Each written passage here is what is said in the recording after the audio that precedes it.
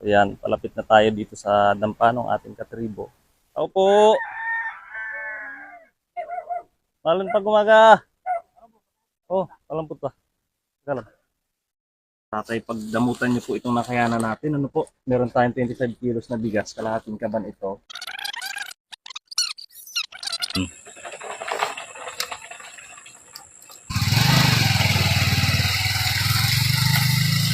Maglalakad na tayo mula dito. Si Bro Benji nang nagpasan ng ating bigas. Medyo mahirap talaga yung daan dito, guys. Tsatsagain natin to hanggang sa marating natin yung bahay ng ating katribo. Yung kasama natin dati, si Nilo Gonzalo, hindi natin siya nakasama ngayon kasi po may lagnat siya. Sana matuwa yung pamilya dito sa dala natin. Ito talaga yung access lang dito sa papunta do sa katribo natin na pupuntahan natin. Kapwa natin katutubong mangyan. Ito yung pa-birthday sa inyo ni Kuya Lakoy ngayon. Sana mag-enjoy kayo dyan. Kailangan natin magpahinga kasi medyo malayo din itong ating pinuntahan. Mabigat din yung dala-dala natin. Ano po.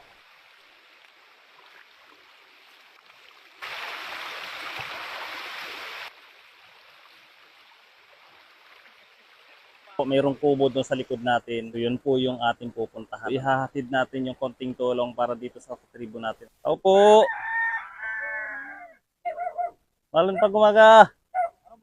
Oh, palampot pa.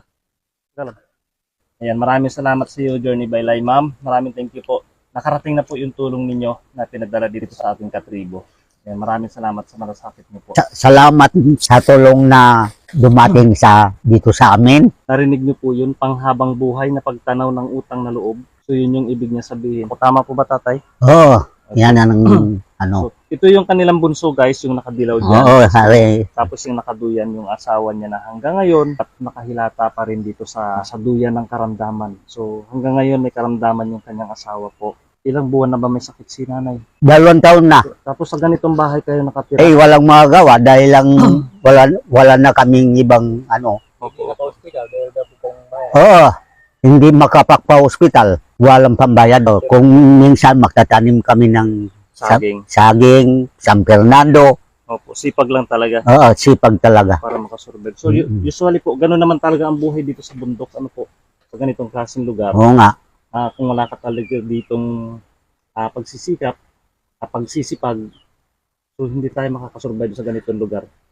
So, alam ko na yung iba, pinananagbigyan ninyo yung buhay namin dito sa bundok. Pero ito yung katotohanan na inilalabas natin kung ano yung kalalagayan, yung sitwasyon ng ating mga kasamahan dito sa ganitong klaseng lugar. Hindi ba nakakalakad si nanay? Hindi. So, ibig sabihin, tatay, ang inyong paghahanap buhay ay limitado.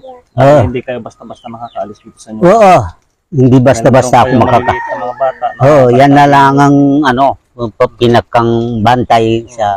Kumain na ba kayo? Oo, nakakain na yung saging. Saging nga inyong almusal. Oo. Yung pandisalan, no? Oo. Kapag meron kang pangangailangan, may emergency ka, wala kang malalapitan. Oo nga. Although kamag-anak mo, kasi alam mo rin na naghihirap yung mga kamag-anak mo. Kasi Yan ang totoo may lagi. kahit na nandito tayo sa kabundukan, nangailangan din tayo ng konting budget para dito nangailangan ng gamot. Saan baga sila kukuha ng kanilang pambili ng gamot? Kasi yung kanilang mga tanim, usually hindi naman ang binibenta, kundi pangkain din. Oo, Yung pangkain kanilang lang. Pangkain, pang-suporta nila sa pang-araw-araw nila. Matalino siguro ito ay. Magandang bata eh. Sana mapansin ito ng ating mga barangay official. Sana mapansin ito ng ating mga ng munisipyo. Kaya hinihiling ko po sa inyo na i-share nyo naman yung video natin. Ano po. Maraming salamat po.